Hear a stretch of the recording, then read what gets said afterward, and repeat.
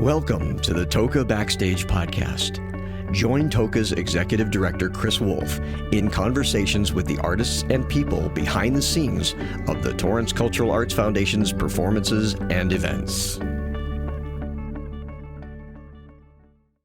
Welcome to another edition of Toca Backstage. This is Chris Wolf, the Executive Director of the Torrance Cultural Arts Foundation. It is my extreme pleasure to have Ali Angel, who will be performing at the Nakano Theater November 18th and 19th for our cabaret series. Ali, thank you so much for taking the time.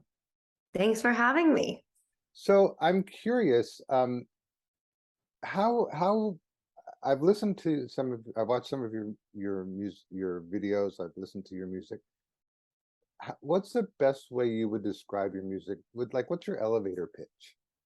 Yeah, so I say my stuff is like retro soul and twangy rock. So like Lake Street Dive meets Sheryl Crow. Nice. Kinda I like that. I like that. And Yeah. what was your inspiration? Because you're a singer-songwriter. Mhm. Do you do some covers or no? Yeah, I'll do covers too, for sure. I feel like most shows I play, I'll do at least one cover or two. Okay. Where do you find you get most of your inspiration for your songs? Theme wise and story and lyric wise, my life. I think it's the easiest for me to write about my own experiences and people and relationships, as opposed to a writer who kind of writes other people's stories and makes things up. I think maybe that's something I want to play with in the future more, is like taking on different topics and perspectives of stories that aren't mine, because it would be a good challenge. But I think to me, what feels most authentic is writing my own personal experiences, and usually whatever I'm going through at the time, and then writing it as those things are playing out. And I always think that's fun too, because then in retrospect, you can see how the song's meanings have changed with like your life's meaning, and like where you are at in your life then versus now, and how the songs can kind of take different meanings in your life too. Like that's happened with me with songs. Like I've written about certain people, but then I find they mean more to me about different people in my life now, or things have changed, like all of that. So the songs, I think, take new purpose. That's great. It's interesting that you mentioned how, right, obviously that isn't that the writer's credo, write what you know, but and then you get people who try to write stories or songs that aren't part of their world. I Mhm. remember back in the day, Billy Joel got sort of in a lot of trouble, not a lot of trouble, but people were like disappointed in him because he wrote Goodnight Saigon. And they were like, well, you weren't in the war. How could you write that? And it's like, Mm. I'm a writer. I'm telling Yeah. a story. It's not necessarily my story, but it's a story. Um, so when did you first find that you were, um, what was your impetus in getting into music? I've always done music, ever since I was young. In school, the musicals, the productions we put on.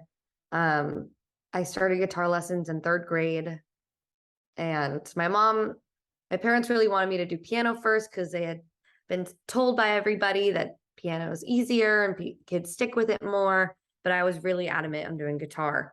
But I stuck with it, and I definitely didn't practice out. There was a time where I was practicing every day and really good. And then I switched guitar teachers because my guitar teacher stopped teaching. And then I kind of was at like a little bit of a halt where I would still play and everything, but I wasn't getting like better. I think it kind of veered me into like being a rhythm guitar player as opposed to a lead. But these days I am trying to practice to get better with soloing and everything, so I can do some of that on stage. But for sure, I'd say my priority is just the songs and my voice and being a good rhythm guitar player and having all that aspect down and locked in. Well, you definitely can hold your own, because I know that like we had you perform at the this last year's South Bay Festival of the Arts, and we had a lot of people um, say how much they enjoyed your performance, and you were just there by yourself. But for the Nakano, you're bringing a band, right? Full band, yeah. Awesome. Lead guitar, bass, drums, keys, harmony vocals. Nice. And so when you create a song, do you hear the whole I mean, because that's forgive me, I'm not a musician, but when you create a song, do you hear the whole band or do you just hear the guitar? I mean, it depends on the song. I think most songs I write, I start on guitar or piano, and that's the bass. And I think a lot of the style that I write definitely caters itself towards like the full band sound. So it's easy to translate from record to stage also because everything's super organic in that sense. Like all my players are also my band. So everybody who records, we record the songs. They're similar to the way we play them live. So that's nice. But on the other hand, it's also I'm trying to experiment more in the future with like different production stuff. So trying to not allow the guitar to dominate and like change the direction of the song. I'm trying to really be more open to having different elements and also using different elements when writing, like starting with a drum pattern first, maybe on my computer that I find a sample, and then seeing if I can write a guitar lick around that I like, or a melody, and then shaping things like that and using production and keys and different things to write also, because it definitely changes things when you're writing primarily on one instrument. What what do you think what would you, what would you say is your favorite kind of song to write? Because you gave kind of like it's this and this kind of a mashup, but do you lean towards one style more than another? Um, I think any catchy stuff. I think I'm always trying to write the catchiest version of my songs. And that's really what I'm prioritizing right now, is making sure the choruses of all of the songs that I'm going to start for my next EP are just like the best that they can be. Because I feel like with my first EP, I was really focused on, you know, like having the songs production wise really resonate with the style that I wanted to have come across for myself. And I think I did that really effectively, because when people listen and compare, they tell me the bands that I aspired to sound like. So I'm like, okay, well, I did my job there. And I think the songs are great. But for this next EP, I really want it to be like, okay, like I want to make sure that the songs, the melodies are the catchiest, like most memorable, most graspable for the audience, like versions that they can be, and then go from there. Because I think if you have just a really good song, melody wise, lyric wise, structure wise, it makes it a lot easier when you're doing production for it to come out good, as opposed to trying to have a song that's good, but maybe like this chorus is a little weak or underwhelming, and then trying to like overcompensate with cool production, if that makes sense. Oh yeah, absolutely. I'm curious because you're a young singer-songwriter. Um, Obviously, if anyone looks at your resume, you've played a lot of venues. You have Mhm. a number of songs to your credit.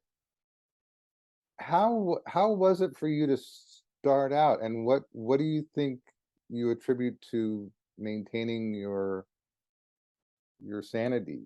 Because it's, I mean, having talked to you, you're a bright woman. You obviously know your creative mind. I'm just curious as to how you maintain that level of, because it's a crazy business. Mhm. I know, like just this weekend, I was dealing with a manager that I just wanted to strangle, but it's like Mhm. you seem very even keeled.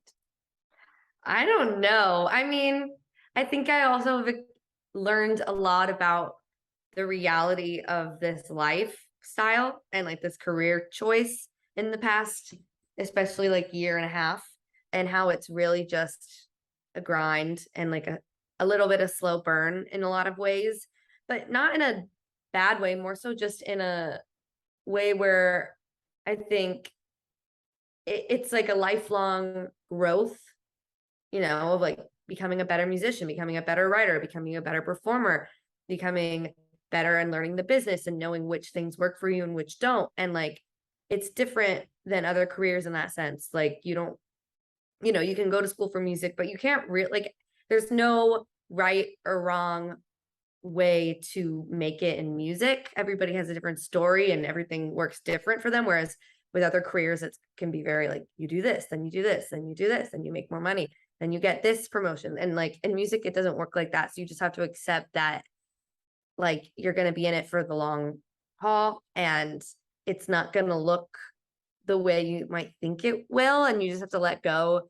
of the control and the stress of that and just enjoy it. And for me, I think it's nice that to remember that like I'm always getting better. Like I'm always getting more people listening. I'm always getting on bigger stages. I'm always getting more growth and success and closer to what I want. And then my goals get bigger and bigger as the things that once looked really impossible or hard now look really close in reach. So I think that part keeps me going because I'm like, well, I'm getting better. I'm getting there. So it's only just a matter of continuing to do that. And also like balancing the business part and the music part. Like sometimes I'm more in the mood to write. Sometimes I'm more in the mood to like send emails and pitch to playlists and stuff. And just remembering that like I can't, I'm not always in the mindset for one thing or the other. So trying to balance it. Yeah, that's a tough juggling act, and I commend you for all that you do. I'm curious, what do you, when people come see your show, our cabaret space is really intimate. It's seats about 100 people. The stage is like literally you're almost in people's lap. So they really enjoy like the connection with the artist. But for you as a performer, what do you want people to walk away after seeing your show? Like, is there an emotion, a feeling, or just merch, or what do you want them to walk away with? My gosh. Well, I was in Nashville a couple weeks ago for Americana Fest, and I saw so many artists and writers rounds, and it reminded me of like why I do it all. And I left so many of those shows like feeling so inspired and energized and like fuel. And I feel like that's also how I feel sometimes after I leave like a really good musical or like sometimes a really good movie or just a concert of somebody I love. And I want people to feel like that, like inspired and motivated to do whatever it is they do or want to do. So I think inspiring people to like take steps in their life, I want that energy to come across to other people and just having a good time, like a serotonin kind of boost and validation in themselves, and their identities. Cause that's also a big part of like my next EP and story is like stepping into my identity, and sexuality and everything and embracing who I am. And so pushing people to do that for themselves too. And for you as an artist, I mean, you had talked about earlier about, your goals. What are your goals? What's your long-term, I really want to do this? The main thing I'd say is like touring and getting on festival lineups, bigger stages and venues, and being like an opener on a tour for a band that I love. Cause I think that's kind of one of the next steps I'd say into really expanding my audience and fan base and actually getting my stuff out there to the right ears. So that's like one of the main things I'm really focused on, and trying to figure out how to do it. Well, if you could open for anybody, who would it be? Well, Lake Street Dive would be a really good one. I think I'd be a good fit. Other people, there's this artist Nikki Lane that I love right now who's on tour. She's much more country than me, but a lot of my stuff has a country twang, and some of the next stuff might be a little bit more country too. She's great. I mean, I love Leon Bridges. Um, there's this artist, Micah Edwards, that is also retro soul, and he's not huge. He's bigger than me a little bit, but like I think I would be a good fit as an opener for him. So I've been trying to message him and keep myself on his radar, and like, yeah, it's hard though, because also I think labels pair their artists together a lot of the time is really how it goes for tours. So they'll put like a smaller artist on their label with a bigger one, and also people will have their friends open and stuff. So also just about making more like my network and friends and connections in music, which I've been doing a lot more recently. Well, it definitely is an industry of, relationships. I Yes. always say that. So I'm just going to say this now so everyone hears it. For all the agents, managers, and promoters that are listening to this, if any of these artists that you mentioned need an opener, go ahead and call. Seriously. So one of the things that the Torrance Cultural Arts Foundation does, besides present amazing performances like yours, is we also try to encourage up and coming artists. We have a South Bay's Got Talent where it's like a local talent competition. We sometimes we will actually bring people in to do opening or performing, like in the festival that you were at. I'm curious, what words of wisdom would you give to a young performer who wants to be a singer-songwriter? Say yes to everything, like especially in the beginning, like people reaching out to do co-writes with you, people reaching out because they want you to play in this random showcase or lineup or whatever, because like so many of the relationships that I still have to this day are from things I did right at the start, or even friends and like fans and stuff. Like one guy I met at the Crave Cafe acoustic coffee house showcase like almost 3 years ago now, 2.5 years ago, when I maybe three now. Yeah, when I first started out. And he still to this day like will come to my shows as a fan of my stuff. Which is crazy because it's just from, one night of going out and deciding, okay, I'm gonna like do the open mic. And then meeting different people there that connected me with other people. So saying yes to everything and working with as many people as you can and listening to your gut, I'd say, when like you're being guided in terms of the production of your music and what feels right and who you want to work with, because I feel like you always know what's best for you. So trusting that. Great words of wisdom. Well, I just want to reiterate, you're going to be at the Nakano Theater on November 18th and 19th for our Studio Cabaret series.